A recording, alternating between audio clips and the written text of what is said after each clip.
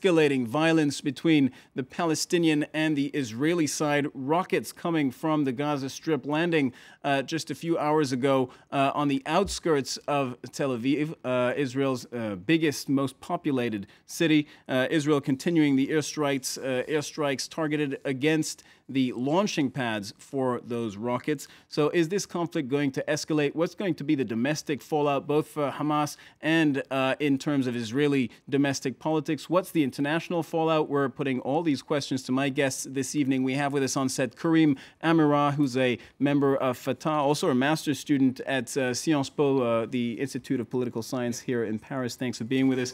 Gil MIHAELY is on set, columnist at the Israeli daily Yedioth Ahronoth.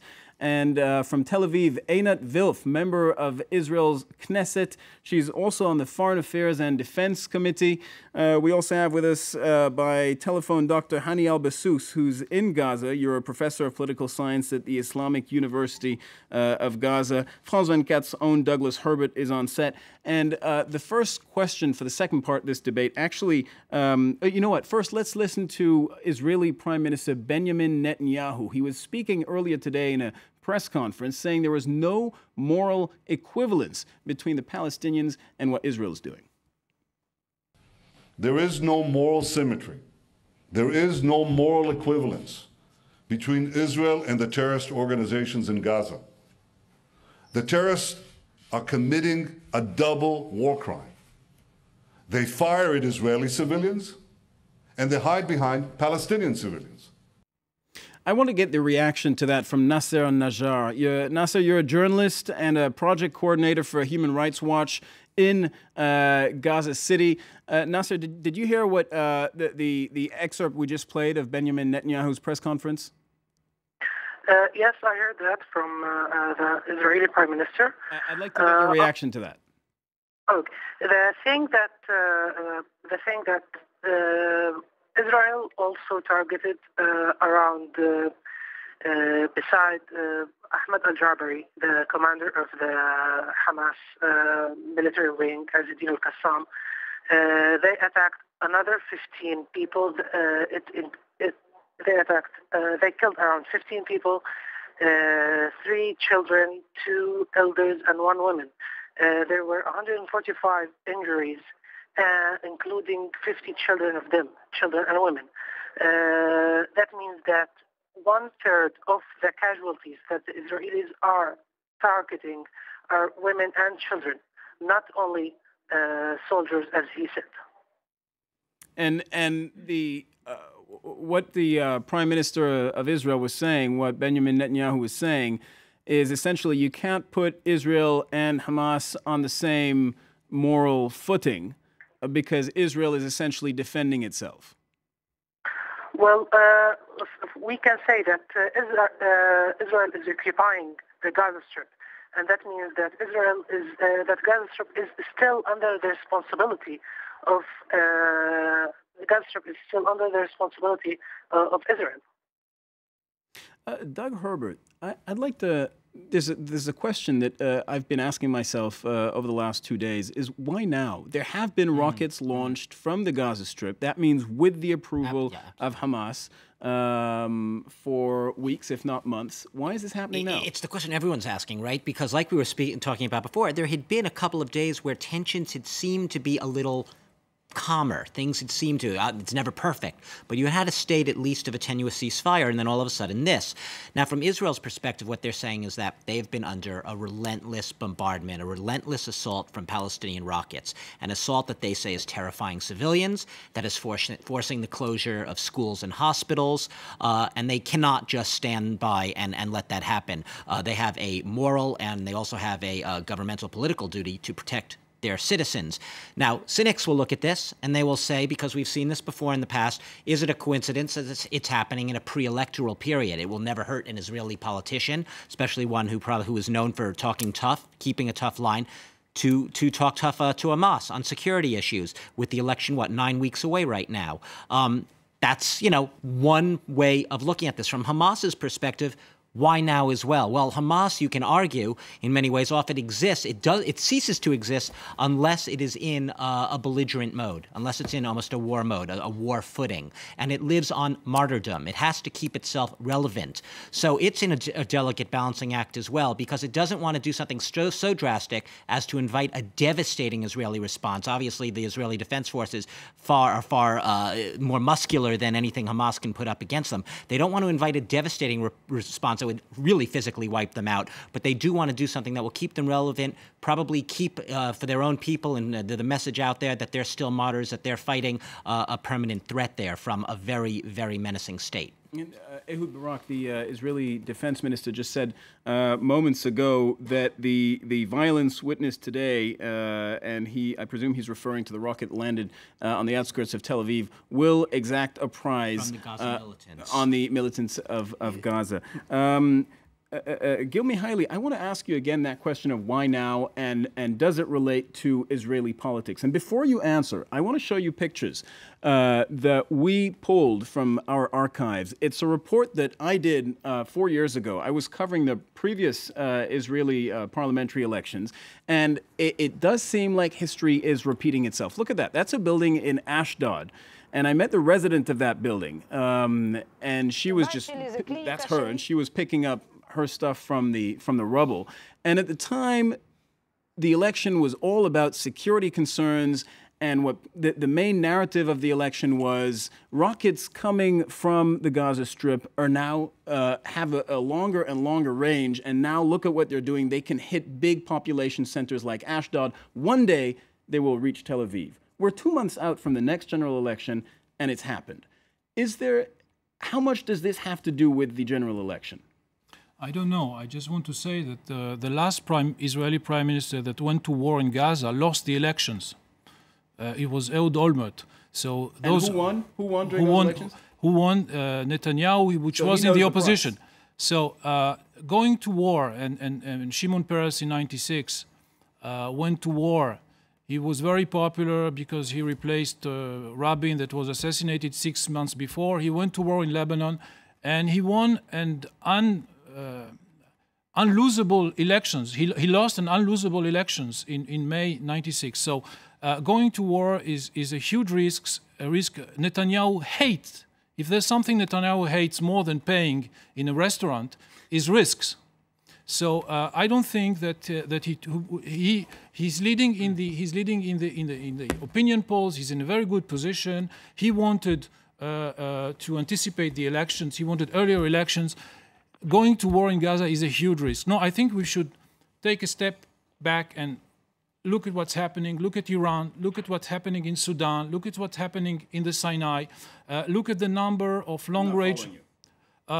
Iran has arms depots and missile depots in Sudan. There's a whole trafficking system that goes through the Sinai Desert, where the Egyptians lost all control. Guns and munitions go from Libya through 1,000 kilometers of Egypt, then through Sinai.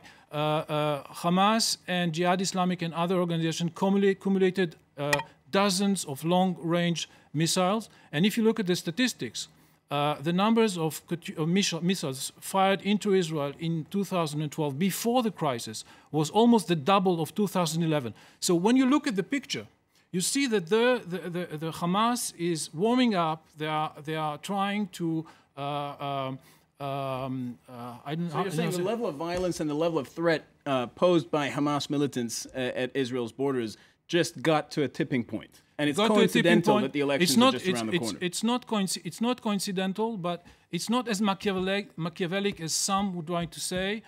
For an Israeli prime minister, it's a huge risk to go to war. The last couple of times, those who tried it lost. And I'd like to bounce back from something that Doug was saying. Doug was saying Hamas essentially needs to maintain itself in a state, if not in a state of war, in a state of permanent conflict in order to survive politically. Kareem, AMIRAT, is this something you feel is relevant to?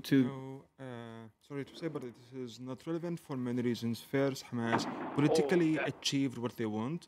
They are in the government. They have the Arab support. So they need, the most thing they need now is less violence, because, you know, they are in the government now. They are changing. This is one point. Another point regarding to this moral equality thing, I think this is not moral. It's not moral from a prime minister to, I can accept him not respecting us as Palestinians, but he should respecting you as internationals. How can he compare this moral thing? Who come first? Is it the occupation or the resistance? The occupation came first, and then we resisted the occupation. So that is totally, this is one point. The second point about risk, we simply don't care if he or the other win the election. All of what we care about is peace, and Israel is not seeking peace. I don't care if he won election on our back or not. All of what I care is that they are killing people in Gaza, and they are not even thinking about it's equal. Sure, it's not equal. It's not moral equal because he's killing children. It's not moral equal because it's 3 killed people in the Israeli side, while a 65 years of history of Palestinians have been killed, displaced. I mean, 2/3 of us are refugees. The third point about Hamas, the Israeli government pushing Hamas, helping Hamas to put pressure in jihad, that makes no sense. Despite it might be true, it might be yes, it might be true because that's what they did with Fatah. They dealt with Fatah in a way, telling them we want you to control Hamas, and Hamas then in their side, and then they are pushing jihad. That's sorry to use this word, but even politically, this is not a respectful game. They are attacking both sides. This is my final point. They are attacking 2 sides at the same day. At the same day, when they kill children and they attack Hamas, who are the military side of the equivalent, they did threat Abu Mazen in Ramallah that if you go to the United Nations, Mahmoud Abbas, if you go to the United Nations, we dissolve also and we throw you out of the country. So they were rude enough to attack 2 possible sides. We as Palestinians, for the whole history of conflict, it's not conflict, it's a war on us. For the whole history, we are trying to find the right way to resist. Now we want peacefully, and they are not satisfied. We are military, we are not satisfied. Abu Ammar said, the ex-president, the martyr Abu Ammar, don't let the branch of olive fall off my hand. And exactly that's what happened. We left this branch of olive, and no one should blame anyone for his reaction. Cyril, I'm sorry, there's one important thing you left out as well, when referring back to Benjamin Netanyahu's remarks, this policy of targeted assassinations, the killings. I mean, the method in which al-Jabari was killed by a strike from the sky on his car as it's going down a Gaza street. We've seen this before. We saw this many years ago. We hadn't seen as much of it more recently, but, you know, it was just this type of strike that killed the founder originally of Hamas, and then you had someone else who was killed just a few months after. These targeted strikes, you know, when the U.S. does it with the drones in Pakistan, it's come under international condemnation. It's a very, very politically dodgy policy. A lot of people, very controversial to say the least. And this is going to be an issue, and one of the reasons, on another tangent, why it's very, very controversial, the UN-Palestinian bid right now, the Palestinians trying to get into the UN, they would have access to the ICC. They'd have access to the International Criminal Court. They could pursue then this line of inquiry that these assassinated killings, no matter how you approach it, is illegal under international law. It is simply murder. Dr. Einat WILF, you're listening in on this debate from Israel. I'd like to. We've been talking about the context. We asked why now. We asked whether the Israeli political schedule was an important factor in all of this. I'd like to broaden it out to the regional international context. Your neighbor now, I'm talking about Egypt, is very different from the Egypt you knew the last time there was a full-scale conflict between Israel and the Gaza Strip. The United States has just asked Egypt to use its influence in the region to help pacify things. The Prime Minister of Egypt is headed to the Gaza Strip tomorrow. Is the new leadership in Egypt a factor in Israeli thinking today? Is that could that change your behavior, your decisions in any way? It should certainly be a factor in the Gazans' thinking. I ask all of your viewers to open a map and notice that Gaza and Egypt share a border, clear, direct.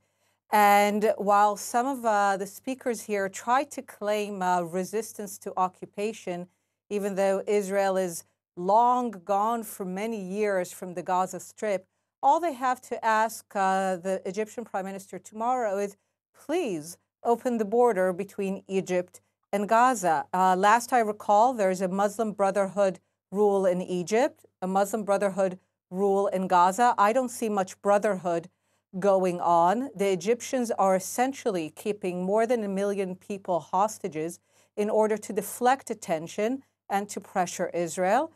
Israel is more than welcoming any opening of the border between Gaza and Egypt, which will allow Gaza to have a very free life. Israel is not in Gaza. It has a partial maritime blockade against weapons only. In fact, I would argue, given that Gaza-ruled Hamas is enemy territory, the fact that we continue to enable trading and supply electricity is going above and beyond. So truly what should happen tomorrow Dr. Wilf, does Israel have as free a hand as it has had over the last few years in Gaza now that Egypt is ruled by the Muslim Brotherhood? Israel never had a free hand and never had an interest in having a free hand. Israel left Gaza in order to never be there and never to return. People have mentioned that the Hamas seeks ceasefire, that it protects its civilians. Let me just tell you from the Israeli perspective what a Hamas ceasefire looks like. It is a continuous barrage of rockets on civilians, directly targeting civilians, and Israel exercising restraint. This is the Hamas definition of a ceasefire. When they're saying that they are protecting their civilians, let us look what they're spending their money on. They have used the last years in order to create an Iranian armed base in Gaza. We have spent billions on protecting our civilians and purchasing Iron Dome and making sure that our civilians are not hurt by these rockets. So we never had a free hand. We don't want a free hand. In fact, we have nothing to do with Gaza. We have left it in order not to be there. It is time for the Palestinians and the people of Gaza to finally take responsibility for themselves, for their fate. They are not refugees. They were born in Gaza. They have a future in Gaza. This is their state, their future, and they have a border with Egypt. And tomorrow to the Egyptian Prime Minister, they say, please open this border. He's responsible. All right, Dr. Wilf, thank you very much. I'd like to thank all our panelists for coming on the France 24 debate this evening. That's all we have. That's all the time we have for this evening. But we'll continue to follow this developing story right here on France 24. Do stay tuned.